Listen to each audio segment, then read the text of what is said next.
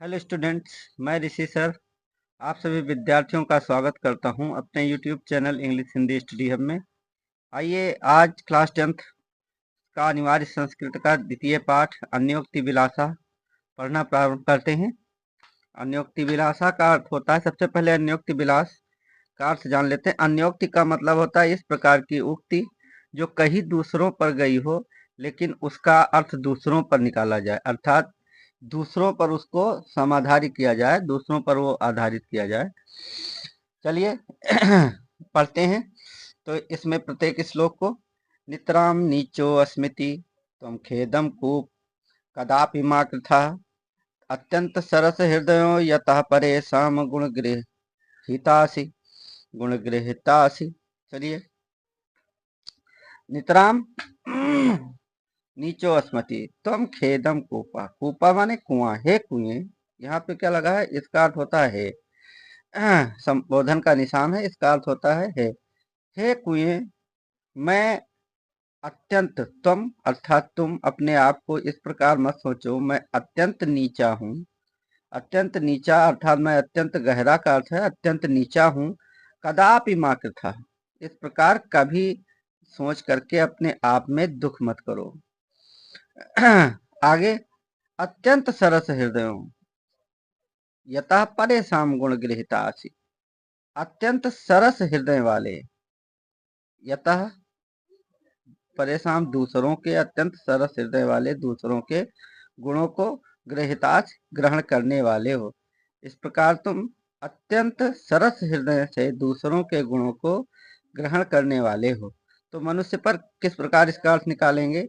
कहने का अर्थ है, हे धैर्यवान पुरुष, हे गंभीर पुरुष, कभी मैं अत्यंत तुच्छ आदमी हूँ, इस प्रकार सोच कर, इस प्रकार अपने आप को समझ कर कभी भी तुम अपने मन को दुखी मत करो, क्योंकि तुम सरस हृदय वाले और दूसरों के गुणों को ग्रहण करने वाले हो। इस प्रकार से दूसरा देखते हैं, नीर क्षीर विवेके हंसालस्यम त्वमेव तनु से चेत विश्वासमिनि धुन्नाया कुलव्रतम पालिष्यति कहा।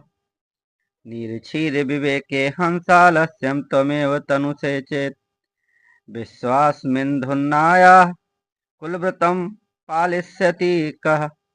चलिए देखते हैं, हे हंस, हे हंस, नीर क्षीर दूध और पानी को अलग करने में आलस्य मत करो।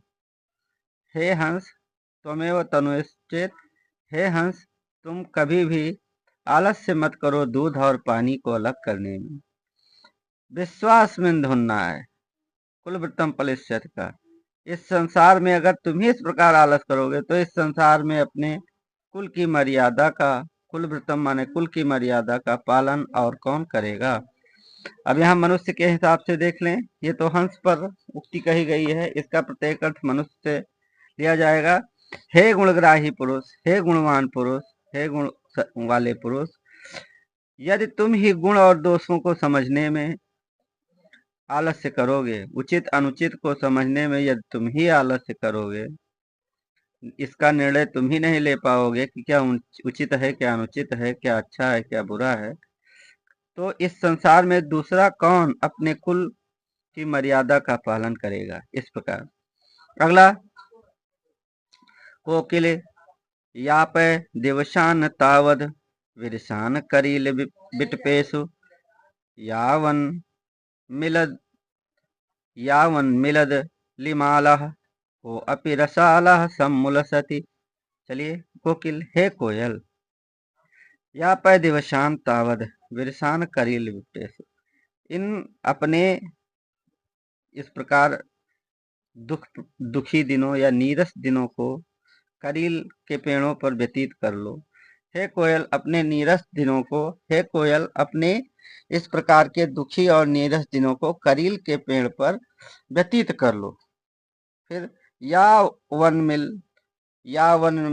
मिल दलिमाला, जब तक कि भंवरों की पंक्ति से युक्त को अपि कोई रसाला आम का वृक्ष सम्मुलसति विकसित न हो जाए, फल फूल न जाए। पूरा अर्थ है कोयल तब तक अपने दुखी और नीरस दिनों को किसी करील के पेड़ पर बिता लो, करील के वृक्ष पर बिता लो, जब तक भंवरों की पंक्तियों से युक्त कोई आम का वृक्ष फल फूल ना जाए। इस प्रकार से इसका अर्थ है। चलिए आगे देखते हैं। नंबर 4 रे रे। हाँ, अब इसका मनुष्य पर अर्थ थोड़ा समझ लेते हैं। अर्थात कहने का अर्थ है, हे विद्वान पुरुष, अपने हे विद्वान पुरुष अपने दिनों विपत्ति के या अपने दुख के दिनों को किसी भी प्रकार से बिता लो, किसी भी प्रकार से बिता लो, जब तक कि तुम्हें किसी गुणवान व्यक्ति का साथ न मिल जाए, तब तक अपने विपत्ति वाले दिनों को किसी प्रकार व्यतीत कर लो। अगला, रे रे चातक सावधान मनसामित्र क्षणं श्रूयताम् अम्भोदा बहवो सन्ति गगने सर्वे अपि नैतादृशाः केचिद् वृष्टिभिरार्द्रयन्ति वसुधां गर्जन्ति केचिद् वृथा यं यं पश्यसि तस्य तस्य पुरतो मब्रूहि दीनं वचः। चलिए दीनम वचः देख लेते हैं। रे रे चातक, हे चातक, हे मेरे प्रिय मित्र चातक, हे चातक, सावधान मनसा, क्षण भर सावधान हो जाओ, मन से सावधान हो जाओ। क्षण श्रूयताम, और एक क्षण के लिए मेरी बात को सुन लो।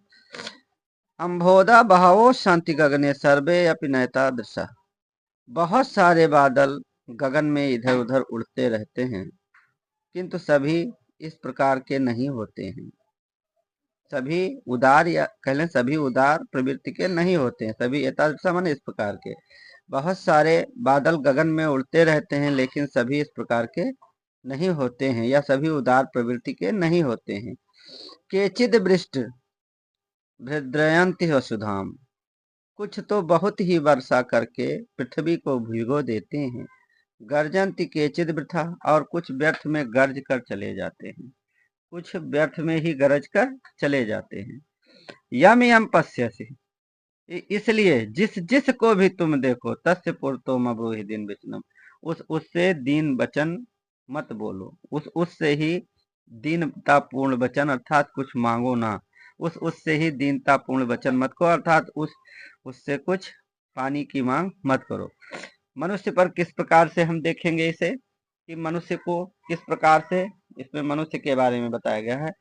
यहाँ पर कहना चाहता है, हे विद्वान मनुष्य, सावधान हो जाओ, एक क्षण के लिए मेरी बात सुन लो ध्यान पूर्वक।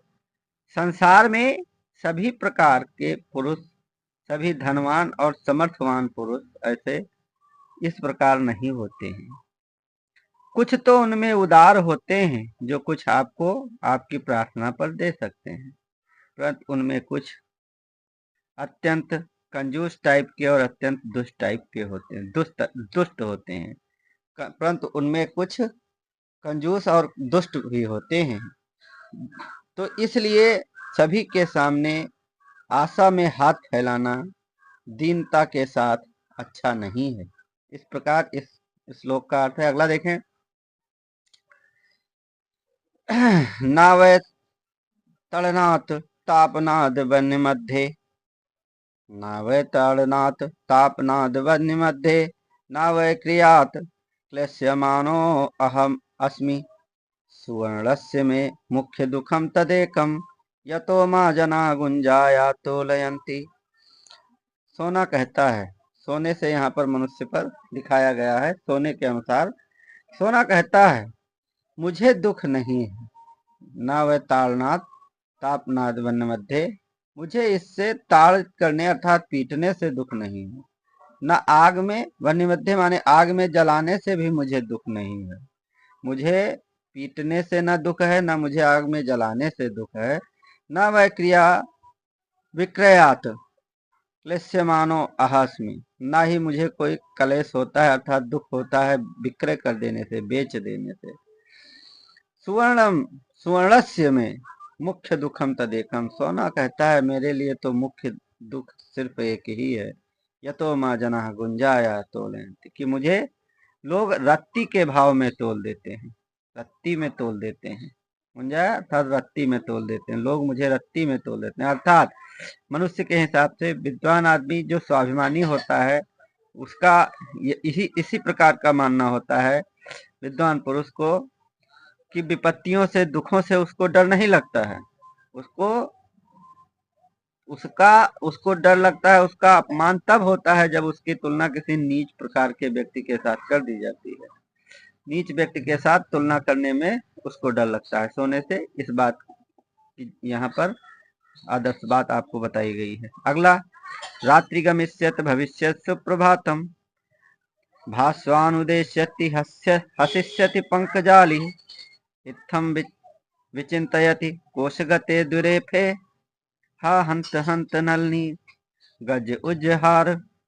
जैसे रात बीत जाएगी, रात्रि गमिष्यति, रात बीत जाएगी। एक भंवरा कमल के पंखुड़ियों के बीच में बैठा हुआ सोच रहा है कि रात बीत जाएगी, भविष्य सुप्रभातो, और भविष्य में सुबह हो जाएगी।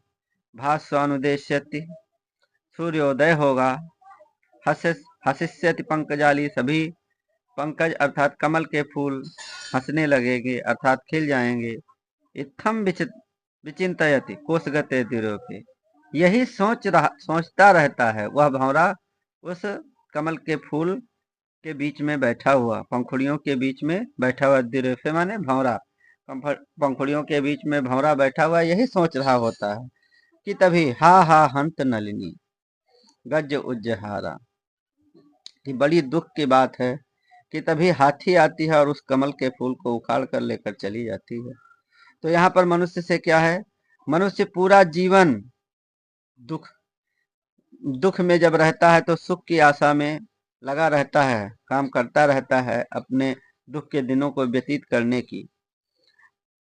उसको आशा लगी रहती है कि सुख के दिन आएंगे, दुख के दिन बीत जाएंगे। इसी आशा में दुख के दिनों को काटता रहता है, परंतु उसका वह दुख समाप्त भी नहीं हो पाता है, उसका दुख वह पूरा कर भी नहीं पाता है कि तभी मृत्यु उसे अपना भोजन बना लेती है, मृत्यु उसे अपना ग्रास बना लेती है, मृत्यु आ जाती है। अर्थात इस संसार में सभी चीजें ईश्वर की इच्छा के अधीन है, कुछ भी इंसान के अधीन नहीं है। इंसान सोचे मैं क्या कर लूंगा, ये करूंगा, वो करूंगा, वो इंसान के हाथ में नहीं है, वो सब ईश्वर के हाथ में है। जब तक इंसान जिंदा है इसलिए उसे पूरे और मन और लगन से मेहनत करते रहना चाहिए, यही उसका कर्तव्य है। तो थैंक यू स्टूडेंट्स, ये आपका लेसन कंप्लीट हुआ नियुक्ति विलासा। फिर मिलते हैं अगले वीडियो में, तब तक के लिए धन्यवाद।